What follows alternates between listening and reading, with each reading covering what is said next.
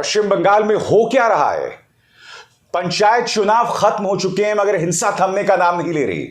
Indian express की इस खबर के मुताबिक कल 3 और लोगों की मौत हो गई, इस बार पुलिस की गोलीबारी में। वो कैसे मारे गए दोस्तों मैं आपको बताऊंगा, मगर सबसे शॉकिंग बात यह है कि अब तक इस मुद्दे पर प्रियंका गांधी वाड्रा खामोश हैं, राहुल गांधी खामोश हैं, मगर हां, ममता बनर्जी सामने उभर कर आई हैं और उन्होंने भारतीय जनता पार्टी को आड़े हाथों लिया है। मगर उससे पहले ममता बनर्जी की निगाह से एक बड़ी खबर और बीजेपी के लिए चिंताजनक खबर यह है कि जो पंचायत चुनाव के नतीजे आए हैं ना, ममता बनर्जी का वोट शेयर बढ़ा है। यहां तक कि कांग्रेस और वामपंथी दल और आईएसएफ जो साथ मिलकर चुनाव लड़ रहे थे, उनका वोट शेयर भी बढ़ा है, मगर बीजेपी का वोट शेयर गिर गया है। मगर मैं आपको बतलाना चाहूंगा दोस्तों, इन नतीजों पर अभी कलकत्ता हाईकोर्ट की शर्त लग गई है, जो अपने आप में कितनी शर्मनाक बात है। आपकी स्क्रीन पर कलकत्ता हाईकोर्ट का फैसला। कलकत्ता हाईकोर्ट ने कहा है कि नतीजे घोषित किए जाएंगे हमारी मोहर के बाद। क्यों? क्योंकि पंचायत चुनाव में इस कदर हिंसा हुई थी, अप्रत्याशित हिंसा। 8 जून को यह प्रक्रिया शुरू होती है और अब तक 45 लोग मारे जाते हैं। यह अपने आप में बहुत शर्मनाक बात है कि हाईकोर्ट यह कह रहा है कि नतीजे तभी घोषित किए जाएंगे जब हम कहेंगे। मैं आपसे पूछना चाहता हूं, इससे पहले आपने कितनी ऐसी मिसाल देखी है जहां कोर्ट को दखल देना पड़ा एक राज्य में हो रही हिंसा को लेकर, और वह हिंसा जो अभी भी थमने का नाम नहीं ले रही है। मैं आपको बतलाना चाहता हूं दोस्तों, इस मुद्दे पर ममता बनर्जी ने क्या कहा है आपकी स्क्रीन पर। ममता बनर्जी ये कहती हैं, और ये वाजिब बात भी है, सही बात भी है, कहती हैं ये फैक्ट फाइंडिंग टीम कहां थी जब मणिपुर जल रहा था। ममता बनर्जी ये भी कहती हैं फैक्ट फाइंडिंग टीम उस वक्त कहां थी जब असम में आग लगी हुई थी एनआरसी को लेकर, प्रदर्शन को लेकर। पिछले 2 सालों से भारतीय जनता पार्टी के कम से कम 154 टीम्स पश्चिम बंगाल आ चुके हैं। यह फैक्ट फाइंडिंग समितियां नहीं है, यह सिर्फ भारतीय जनता पार्टी की भड़काऊ समितियां हैं। ममता बनर्जी की आगे बात सुनिए। वो कहती हैं कि यह बहुत ही खेदजनक है कि कई लोग मारे गए, ये लोग हालात के शिकार थे। ममता दी, हालात के शिकार कैसे हो सकते हैं? याद कीजिए, इसी मंच पर मैंने आपको बताया था कि किस तरह से टीएमसी का खौफ पंचायत के चुनावों में दिख रहा था, और कैसे दिख रहा था।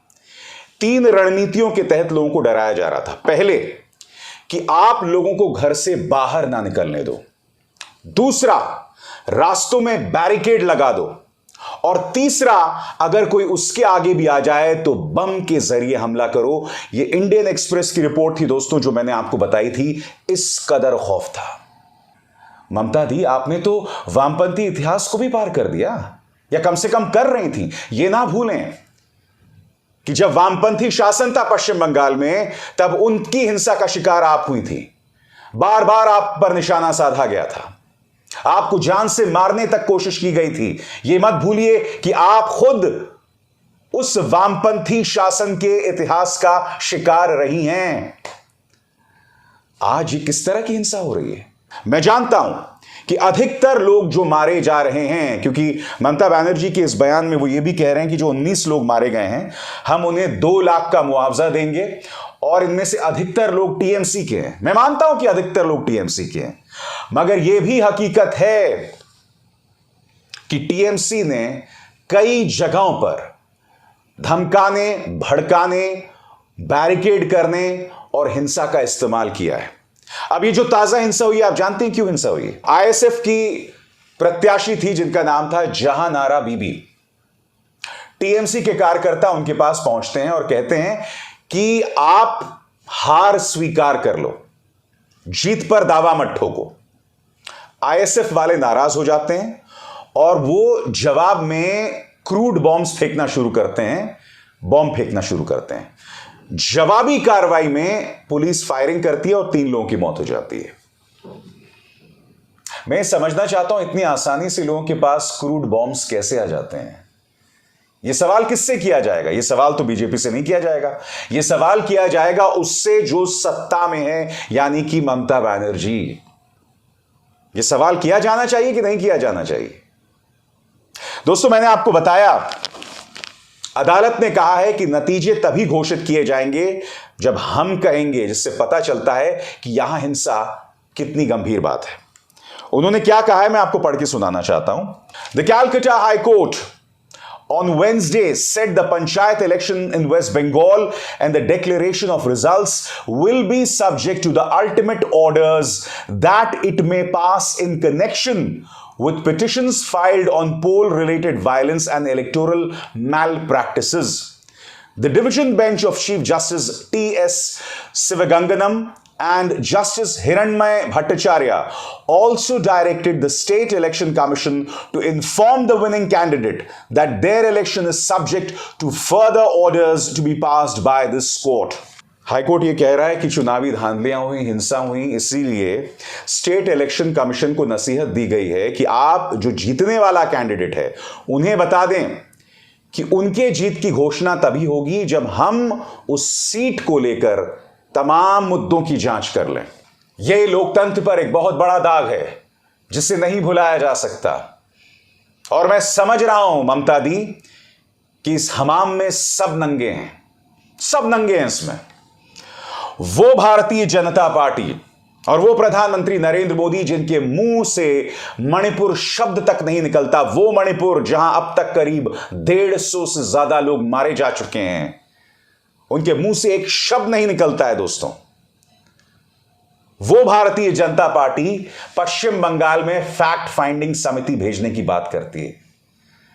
देश के गृह मंत्री अमित शाह की तमाम दखल के बावजूद मणिपुर में हालात काबू में नहीं आ रहे।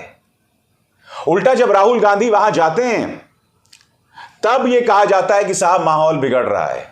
संबित पात्रा इस कदर बेहूदगी वाला बयान देते हैं क्योंकि संबित पात्रा एक अरसे से मणिपुर में है, और वो बेहुदा बयान क्या है कि राहुल गांधी के जाने से वहां दंगा भड़क रहा है।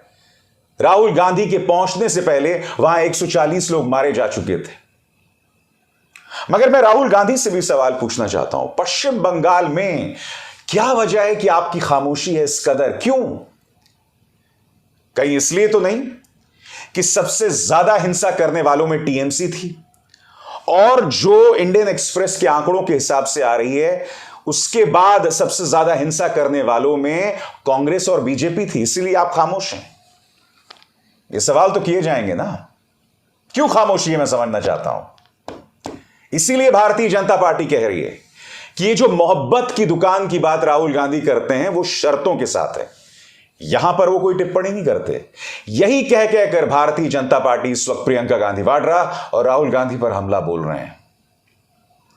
मगर अगर बंगाल एक नजीर है, एक मिसाल है, तो सोचकर भी सिहरन पैदा होती है कि 2024 के लोकसभा चुनावों में क्या होने वाला है। आपको कहीं ना कहीं पारदर्शिता पैदा करनी पड़ेगी, क्योंकि यह ना भूलें कि 2024 में ममता दी जब चुनाव होंगे तो चुनाव जो है वहां पर तमाम जगहों पर केंद्रीय बल होंगे, चुनाव आयोग होगा, और आप जानते हैं जो सेंट्रल इलेक्शन कमीशन है वो भारतीय जनता पार्टी के हाथ में किस कदर पिछलग्गू है। इन फैक्ट्स को भी मत भूलिएगा। अभिसार शर्मा को दीजिए इजाजत। नमस्कार। स्वतंत्र और आजाद पत्रकारिता का समर्थन कीजिए, सच में मेरा साथी बनिए। बहुत आसान है दोस्तों, इस ज्वाइन बटन को दबाइए और आपके सामने आएंगे ये 3 विकल्प, इनमें से एक चुनिए और सच के इस सफर में मेरा साथी बनिए।